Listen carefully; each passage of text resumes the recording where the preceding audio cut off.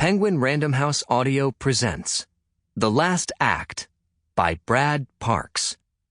Read for you by Graham Halstead. Author's Note: This is a work of fiction. However, it is inspired and loosely informed by the real-life case of Wachovia Bank. Between 2004 and 2007, the bank failed to apply proper money laundering controls to at least $378 billion worth of transfers to and from Mexican casas de cambio, currency exchange houses. In doing so, Wachovia created what federal authorities later described as an open channel between Mexican drug cartels and the U.S. banking system. Wachovia, which has since been acquired by Wells Fargo, collected billions of dollars in fees for this service. It is unknown what portion of the casas de cambio money was legitimate and what was illicit drug profits. The U.S. Drug Enforcement Administration only discovered the arrangement by following the paper trail relating to the Sinaloa drug cartel's purchase of a DC-9 plane that had been seized in Mexico, laden with cocaine. Wachovia eventually paid $160 million to settle a federal investigation into what was then the largest violation of the U.S. Bank Secrecy Act ever uncovered. As significant as the fine was, it was only a fraction of what Wachovia made off its casas de cambio business. Then there is the larger context, the so-called war on drugs, which the United States has waged since the 1970s.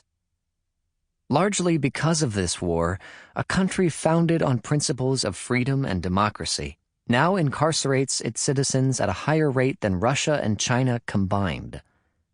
The vast majority of those offenses are petty, street-level crimes that are, monetarily, many orders of magnitude less than the one committed by Wachovia.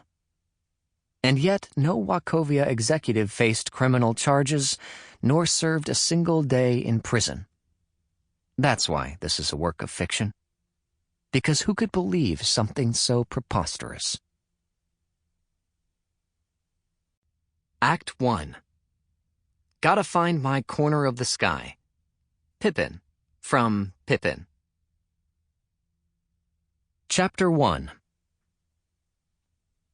They confronted him shortly after dark, maybe 30 feet from the safety of his car. Chris Langateague, husband, father, affable redhead, had just emerged from a school board meeting. He was walking head down alongside the lightly trafficked side street where he had parked, eager to get home to his family, distracted enough that he didn't notice the two men until they were already bracketing him on the narrow sidewalk, one in front, one behind. Langateague recognized them immediately, the guys from the cartel. His loafers skidded on a fine layer of West Virginia grit as he came to a halt. A thin summer sweat covered his upper lip. "Hello again," one of them said. The one in front, the one with the gun. "What do you want?" Langateague asked, sweat now popping on his brow. "I already told you no." "Exactly," the other one said. The one behind, the one closing fast. Langateague braced himself. He was a big man, big and soft. Panic seized him. A man in front, a man behind, a fence to his right, a truck to his left. All the cardinal points blocked, and his car might as well have been in Ohio. Still, if he could get his legs under him, if he could get his arms up, if he could get some breath in his lungs. Then the current entered him. 1,200 volts of brain-jarring juice delivered through the wispy tendrils of a police-grade taser. Langateague dropped to the ground, his muscles locked in contraction. The doors of a nearby panel van opened, and two more men emerged. Both were Mexican and built like wrestlers, low to the ground and practical. They picked up Langateague's helpless bulk and dumped it in the back of the van. As the van got underway, the wrestlers blindfolded him, bound his wrists and ankles, and stuffed his mouth with a dish towel, securing it in place with another binding. Each task was accomplished with the ruthless efficiency of men who had done this before. Langatigue's only sustaining hope was that someone saw what had happened, someone who might even recognize that an assistant U.S. attorney for the Northern District of West Virginia was being taken against his will. He strained to listen for the blare of sirens, the thump of helicopter rotors, some reassuring sound to tell him his captors hadn't gotten away clean. But it was a hot summer evening, the kind of night when folks in Martinsburg, West Virginia were still inside, savoring their air conditioning. So there was nothing. Just the hum of tires on asphalt, the whoosh of air around molded steel, the churn of pistons taking him farther from any chance of rescue. For 25 minutes they drove. The ropes bit his skin. The blindfold pressed his eyes. A small corner of the dish towel worked its way farther back in his throat, nauseating him. He willed himself not to puke. He already couldn't breathe through his mouth. If the vomit plugged his nose, he'd suffocate. Lying on the floor of the van, he felt every bounce, jolt, and jerk of the vehicle's suspension. He could guess where they were traveling, albeit only in vague terms. First city streets, then highway, then country roads. Soon the ride got rougher. The relative hush of the asphalt was replaced by the cacophony of gravel, of tires crunching on small stones, spinning them up to ping off the underside of the vehicle. Next came dirt, which was bumpier than gravel or asphalt, but quieter. The loudest sound was the occasional brushing of weeds against the chassis.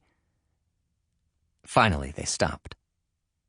When the doors swung open, Langatigue smelled pine. The wrestlers grabbed him again. No longer paralyzed, Langatigue bucked and thrashed, howling into his muzzle like the wounded animal he was. It didn't accomplish much. "You want to get tased again, homie?" one of the men asked in Spanish-accented English. Langatigue sagged. They carried him 20 more feet, then up a small set of steps.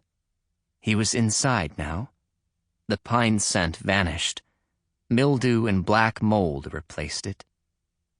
He was untied one limb at a time, then just as quickly retied, this time to a chair. Only then did they remove the blindfold. The lead cartel guy stood in front of him, holding a knife. The gag came off next.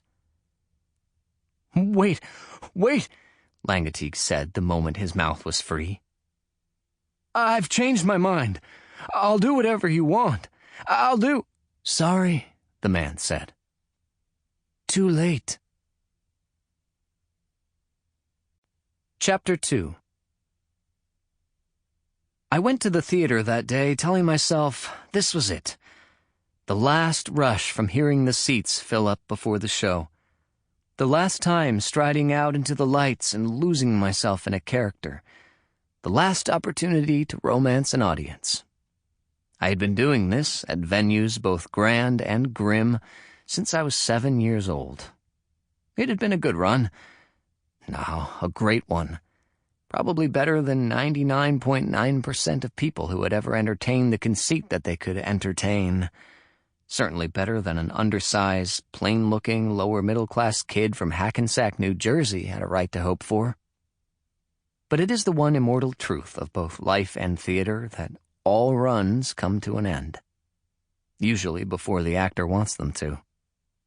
Whereas I had once been prized for my precocity and small stature, and the ability to play child roles as a teenager and teenage roles as a young adult, I was now just a cautionary tale. The former child Broadway star who had finally grown up. At 27, I was too old for kid roles, not to mention too broad in the chest, and lately too thin in the hairline. At the same time, I was too young to play most character roles, and I was definitely too short to be the leading man. I could also acknowledge, albeit painfully, that I had taken my talent as far as it could go.